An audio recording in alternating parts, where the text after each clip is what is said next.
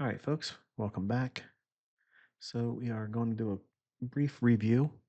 I'll try to be as succinct and to the point as I possibly can. All right, so here's the daily chart. And as you may recall, if you kept notes in the lecture I gave yesterday, I mentioned how we were likely to continue going lower because we had this volume imbalance right here. We closed down below that. So that really bolsters the idea of seeing lower prices. We have this sell side liquidity, and look at these relative equal lows here. Okay, so keeping, I guess, the idea that we could eventually gravitate below that low warrants at least focus there for tomorrow. But it is Friday, so just be mindful of that. And if we pick up momentum below here, this is what we'll likely get. And if it doesn't get down there, but we get significantly below this low, we could get like a gap lower opening on Sunday that may see it go below here. So it's just a couple scenarios in concert with what I've outlined for this week and what we said we would likely see yesterday. And now we're seeing it come to pass. So let's add some lipstick on here. We have this area over here. And notice that on Wednesday, we opened, we swept above its consequent encroachment. And then let me see if I can just know that this is an inversion. I'm going to make this a little bit different in contrast and color. So that way it stands out against that orange. Okay, so now you can see that line. The wick goes above it, but the body we close down right here. And we traded up into it there and broke down. Now we were inside of this here. So as I was talking about it nauseum over the years while teaching, the surest sign of probability being high is if you have something that's anchored to a weekly chart or a daily chart, some key level, some specific draw on liquidity where the market may be pulled to. And by having that anchored to one of those two time frames, that again being the weekly and or at least the very minimum daily, you can't really say that you have high probability behind your idea. That's my opinion. You're welcome to disagree. I don't care to see any comments saying that you disagree. I don't care. I'm not here to learn. So by having the movement below this wick here, look where we're at. Okay, so here is consequent encroachment of that. We're below that now. So it looks like we could potentially get down here. Now, the only way this changes the bullish for me is we have to take out the open on this candlestick yesterday. Or I guess quote unquote today still for my local time, but we're in new trading for electronic trading for Friday. So this is Friday's trading. It's not Friday yet where I'm at, but it is what it is. So now we have these levels here. I'm going to drop down into an hourly chart and I'll show you something. All right. So we have that secondary inefficiency that isn't shaded in that dark red. I changed by contrast. So now you can see this is what we're looking at here, and it's being applied to the hourly chart. And right here, right there, you see that? That candlestick's high, that candlestick's low.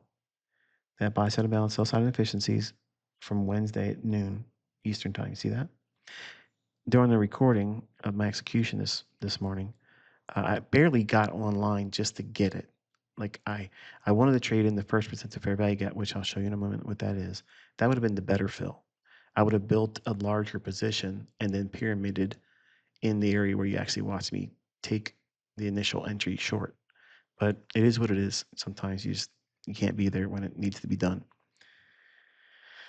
All right, so we gravitated down into that here and then retrace back up again, and then now we're down here. Okay, so just pay attention to the old man. The old man's trying to keep you straight and narrow. Okay, told you we're going to likely go lower yesterday, and there it is. Which brings me to a point I want to make, and this is not to like get people bent out of shape or whatnot. I was in one of my students' live streams this morning, and I was watching them. I have to be careful because I don't want to draw too much attention to it. Only because I don't want drama brought to their channel. But the viewers were insisting that the student of mine should go long, and they just kept saying that going long is the right way. Don't be short. Don't go short. Don't go short. And they were saying that there was relative equal highs, and I was watching this, and I thought to myself, I know what they're looking at. Okay, they're looking at this high here and this high here, and they're viewing that from the perspective of it's relative equal highs, and they're going to draw up here and get that because it was showing an unwillingness to go above. I'm sorry, to go lower in here, and the student was trying to get short, and it ended up hurting them. Well, then they went long. It was after a comment I made. I said that I felt that 29,538, which is one tick above this high here, that buy side is sus. Okay, in other words, I don't see that as a draw. It's there as relative equal highs, but I don't see that as a draw. So it's suspect. I don't think that's likely to happen. And the student got messed up here. They got excited about it being short term profitable, but it was unrealized because it went and melted against them. And admittedly, it's very difficult for me to not want to say reverse your position. But if I do that, then I end up managing their trade, and it teaches codependency, and I don't want that. I don't want you to be tethered to me. Okay, so I'll say this: when I look at other live streamers, and some of them are students of mine, and others are not students of mine, and some of them are just don't have any affinity for what it is I teach or me or you know they like to find things to say trolling me or whatever, and that's fine. That keeps me relevant. Let them keep talking about me. But the idea of following their chat and when they start cheerleading the live streamer, and I know that that live streamer is offside or they're doing a position that's correct, and there's a lot of chatter in the chat saying that they shouldn't be in that particular direction and they should be aiming for something the opposite. That's how I use YouTube. That's how I use it. Otherwise, it's, you know, for trading, it's comedy. I'm looking for this increase in emotional stimuli when they're trying to correct the person that's actually doing it live in front of them, which takes a great deal of moxie. We'll just say it like this: it takes balls for you to talk from the safety of the sidelines in anonymity, trying to tell someone that they're wrong and they should do it the other way. And I see a lot of that. And when I am looking for a particular trade and I see live streamers chats going off in the other direction and they're getting very like animated about it, then I know I'm really going side because 90% of the time the public's wrong. They're either chasing price or they're looking for some kind of a breakout. Okay, so I'm just going to toss this out there. If you live stream, ignore your chat. Just ignore them. They're going to watch you anyway. Okay, they're going to watch you. They're going to wait for your handouts. They're going to do all the things. And if you dress a certain way, they're probably going to watch you because you're eye candy. And all those things are okay if that's what you want to do. I'm not going to give a judgment on that. But just ignore your chat because they're many times the best sentiment indicator. And when things are lining up where it's one sided, and let's just go with the logic. I told you yesterday we're going to go lower. I told you yesterday. Okay. So when I popped on line, I saw that we had already ran up here with a Judas swing. Right here is 930's candle right there. Okay, so there's 930s open. We rally up and we're hitting a level that is kind of like obvious if you're looking at imbalances and inefficiencies and you grade them the way I teach. Um, but if you look at it from this perspective, we have that line right there. Follow that along. Okay, see it? See what it's doing here? See that right there? Let me take this off just for a second because it's probably confusing you. Take that off. Okay, so now we're left with the low of the inefficiency on the daily chart. Then we have a octant, and then we have the lower quadrant. And it trades right up into that. Isn't that interesting? That's the high of the day. But they're going to say there's no algorithm. I would have shorted that if I was right in front of the charts. I would. You can clearly see what I've been doing this week. I have no problem getting in there and nailing the high and nailing the lows. I can do all that stuff. Okay, but if I'm not in front of the chart when it happens, then and obviously I can't do it. And it's not because of lack of ability or lack of trying. It just means that I just wasn't in front of the charts at the time. I know it's surprising to some of you. I actually do live a life, and it does get in my way sometimes with teaching and trading. So on the 930 candle right here, we trade up to that, and I'll show you the full range so you can get a feel for what it is I'm showing you. Okay, you see that? This is that darker one on the daily chart. Now we're going to, just for a moment, so I can use the importance of it up and then delete it from the channel, or not the channel, but delete it from this chart. See how we worked overnight? 1 o'clock in the morning, 1:30 in the morning. We're up in here in the upper half of the darker shaded one. I'm going to just highlight this so you can see it. Okay. And then we worked aggressively lower. And then once we left this one there, we were just using it as a kind of like a premium array. But then we had to blend this upper range. Okay. This is a shadow where it's a blending of two inefficiencies, which I just taught, I believe it was last week. Now we're going to take it off. Now it's the lower one on the daily chart. So when y'all ask me, what's on your pad? Can you show us your notepad? Like what are the levels you're looking for? All those types of things are like this in the quadrant levels and the octants. And I may have a little notation as to what time that it formed a very key octant or quadrant level. And then I use that information when I'm watching live price action. So I can look at a naked chart and just glance at my notepad and say, okay, I'm I'm heading towards this particular octant. I'm heading for this particular quadrant of an inefficiency or a old pool of liquidity or an old daily high or an old session low, something to that effect. There isn't some super science secret thing I'm hiding on the notepad. It's just some things just have to be kept personal, okay, and private. Not because I don't want to teach it to you, but I'd like to have something that's mine. I don't want to give you everything. I don't let you read my diaries. I don't let you read my journals. Okay, they're private, and I record things that I think are just important and pertinent to me. And by you not ever seeing these things doesn't weaken your ability to do what I teach. It doesn't have any bearing on it. So if you're a person that's obsessively compulsive and you feel like you have to have that, do yourself a favor and wrestle through that and just acknowledge the fact that I'm telling you, you're never going to see that. Okay. You're never going to see it. But I'm telling you what I am writing down.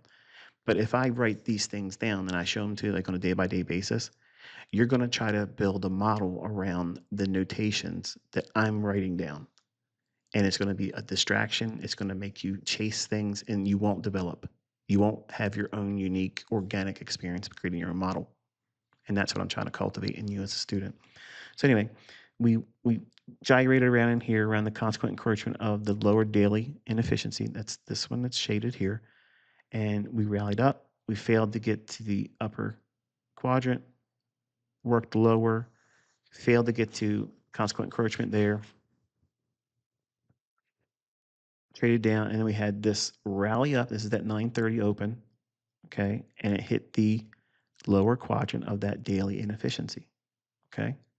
And let me show you what it is again on the daily chart, just so that way you guys know what I'm showing you.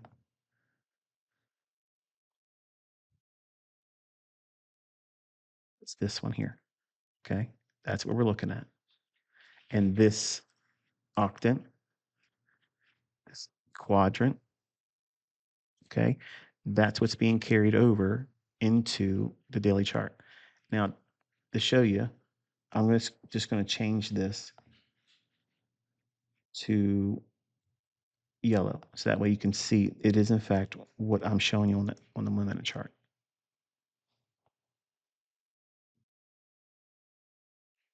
See, that's way up here, and it hits that lower quadrant, but it's because it was formed. Its original utilization was buy side amount, sell side efficiency in the form of a suspension block.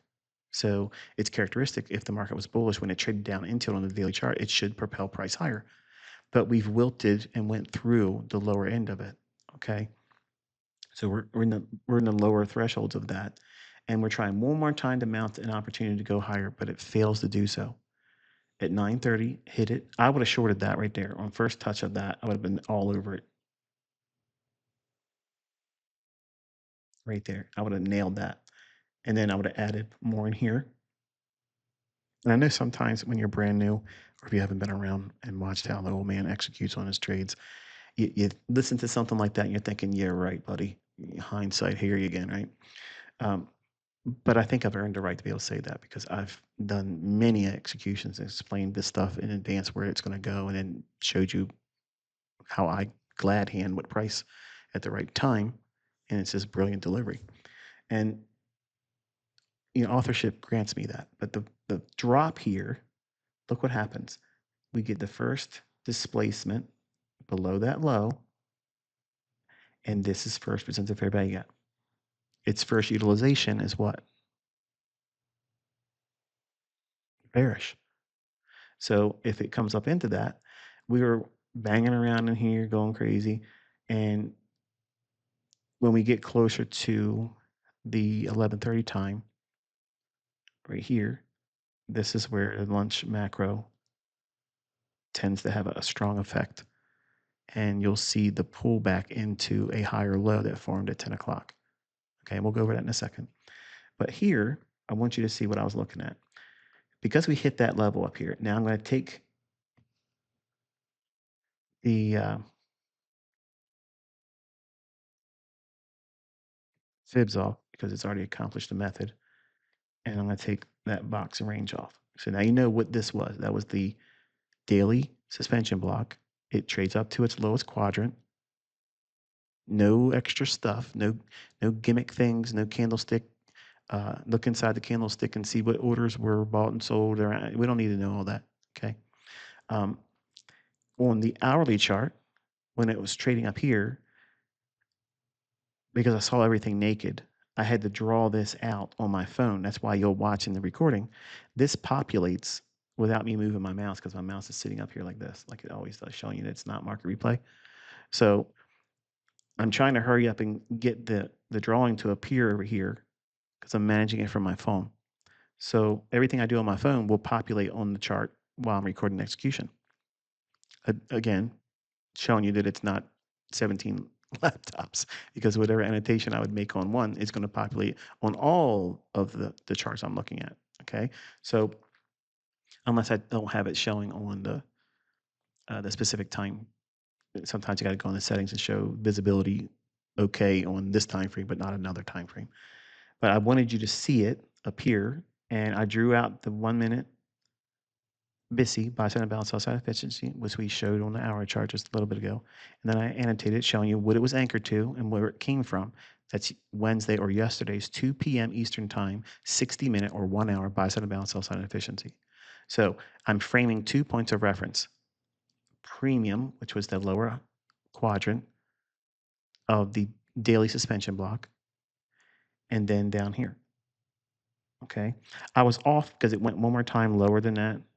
Okay. And I read that wrong. I wanted to see it because we had this little bit of a close below the midpoint consequent encroachment level right here.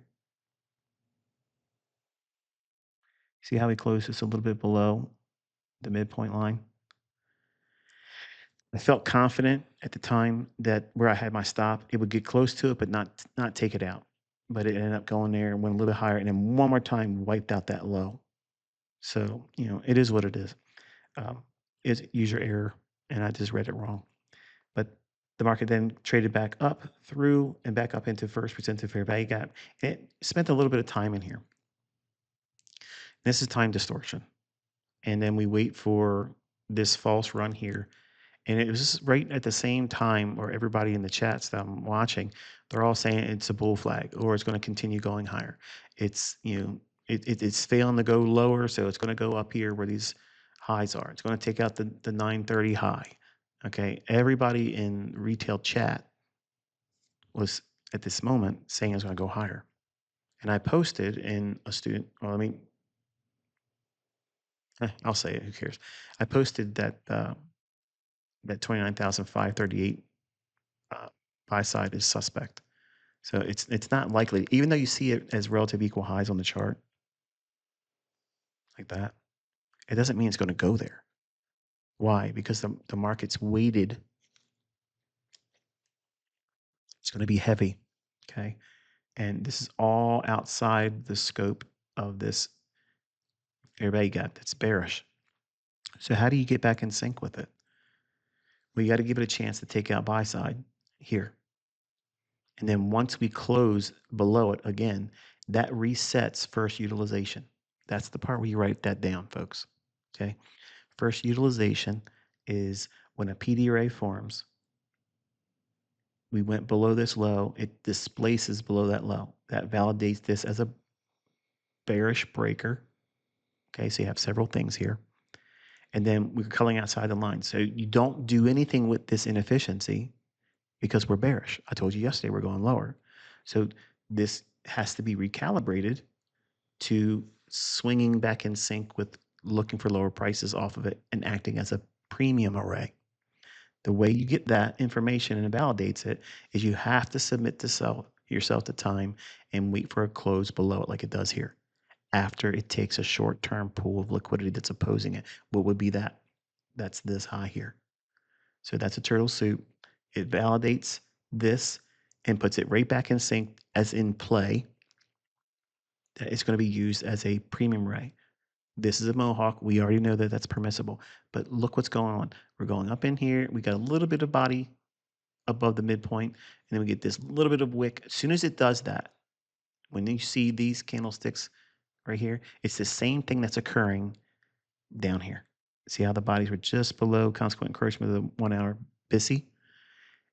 I took the two contracts off of the 3 contracts I had on in my fill, and I'll show you in a second what that was. But just let me make sure you understand what I'm showing you first. Then, because I got stopped out here on the single contract that was remaining, I closed right at consequent encouragement, and then I got stopped right in here. Then we wicked down through these candles that were just below consequent encouragement. When you get this and it becomes a wick and it reverses like that, usually it's a pretty significant run. Same thing's happening here. Body's just above the wick. I'm sorry, the consequent encouragement. And then we wick above it and move outside of it again. Guess what that means? It's going to go lower. And we see it do that. It goes lower into the first inefficiency I annotated for my short. Like I couldn't get in here because I wasn't in front of the charts. I would have went in this one with additional entries if I was able to be in front of the charts. I would have shorted here, I would have pyramided here, and I would have pyramided in here. And then I would have wrote it down like you saw me do this morning in the execution. By the way, the video was silent. That's what I mean by I'm moving in silence. Like a shinobi, a ninja. Not talking, just letting my actions speak for itself. And the only little annotations here, I don't care what your language is. If you just make this and type it out into a translator, you'll know what that means. Okay. And you don't really need to see what it says because you're watching me show you on the chart. So I kind of like want to move in that direction.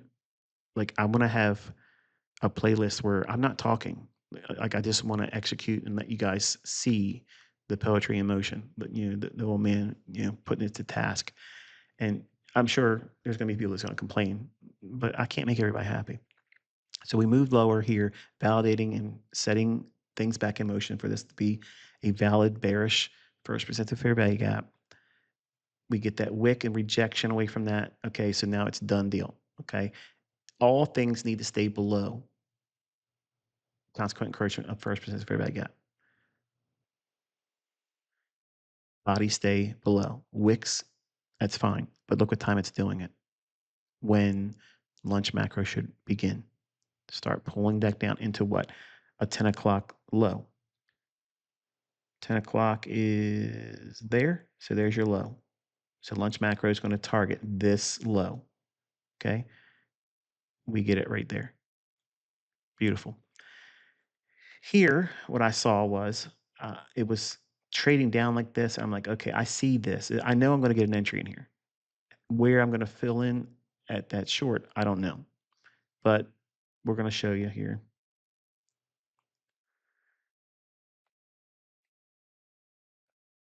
Okay, so I'm going to hover over top the arrow. You can see my entries right here. See that? After it goes up there, then I'm catching it on the way down right there. I was trying to time it where I could be right there at consequent encouragement or just above it. So that way I'm kind of like in a technical premium inside this gap that I think is going to be inefficiency or not inefficiency, but inversion fair value gap. Market moves lower in here. Could have took that, but I was just using it as validation that if it goes up here in wicks and doesn't want to overcome this low, that's fine. And the low on that candlestick comes in at 29,373 and half. So 373 half, and the high comes in at 375. So that's immediate rebalance. Hits it and breaks lower. And then right in here, look at consequent encouragement right here. Okay, this is the consequent encouragement of the 1 hour buy side imbalance, sell side efficiency. If your head's spinning right now, I promise I'm going to make it real easy to understand in a moment.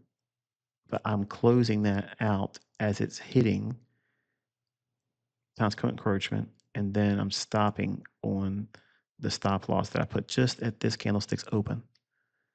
Okay, so I felt that if it was going to go there, it warrants me being out. I don't want to hold on to any more risk. It goes up a little bit and then slams back down through here, and then there you go. So this is a hangman. I know these crazy names, right? A hangman is where we have the guys are on the platform. it's it's not the gallows, okay? It's not a gallows, but the same kind of premise where it's I'm using that thought process where they're getting hung. So anyone that was going long here, they get stung right there. So they're getting dropped, and the noose is around their neck, and then they're gone, and then it reverses. Same premise here. The bodies are just above consequent encouragement, which would indicate what? Continuation is likely, but then we move back down outside of it. Okay, like lower. Why? Because it doesn't give it to it. It just goes up there, wicks past it, and then rejects. So it's kind of like the horse being smacked when the guy's hanging his head in the noose and they say, it's your time, and smack the back of the horse and it runs away, leaving the guy to hang himself.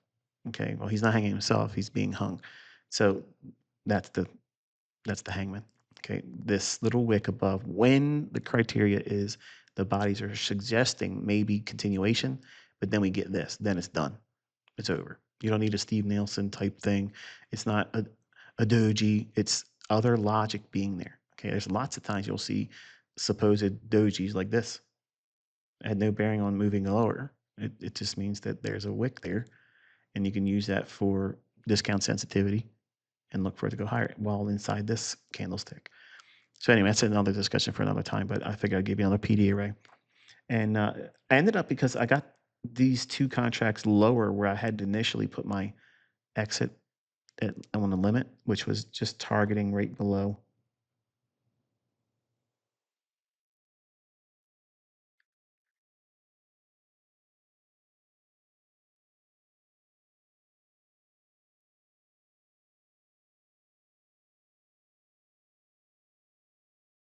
Low here. That's sell side. And then the relative equal lows here. This line can be deleted now. And then this sell side line can be deleted. And then in the afternoon, we have the lunch macro. So 11:30. There you go. And then market trades back up in the first persistent fair value gap. The bodies can't touch consequent encroachment, which is wonderful. And then we go into, again, that gap, and it performs the same way. The bodies can't escape it, but the wicks are allowed to do the damage straight up into fair value gap. Breaks lower, uses the midpoint or consequent encroachment of that lower gap. And now we pull down into 10 o'clock's lunch macro. We went through it and then went lower. As soon as we have this close below here, again, assuming we don't get that wick down through it, it's likely to keep going lower. We move around in here. We don't get any wicks to take that out. It tries to make an attempt to go higher. This is all time distortion. Market trades lower to the low of that 1 hour buy side and balance sell side efficiency, then comes right back up in. Now look what the bodies are doing. Now, retail Rick is going to see this as a bull flag and say, oh, it's going to keep going higher. It's going to take these relative equal highs out because they want to be a contrarian. They're fighting the higher time frame order flow, the real order flow. And then the bodies are telling you, no, it's not going to go higher because we wick through this upper quadrant of the 1 hour buy side and balance sell side efficiency. And you find that at 60 minutes on Wednesday at 12 p.m. Eastern time. It's telling you it's going to go lower. Remember, the wicks do the damage, but the bodies tell you the real story, the narrative, the real volume is shown in the bodies. Okay, that's what the algorithm is designed to do. That open and close is the most important two prices you're ever going to have. And if you didn't write that down, you missed it. Breaks lower, and then we have this buy side and balance sell side efficiency. If price is weak, this should act as an inversion fair value gap. Well, lo and behold, what we have right here, the bodies are stopping below. Can't even get to the midpoint. Is that bullish or is that bearish based on what the old man says? Well, Michael says that's bearish.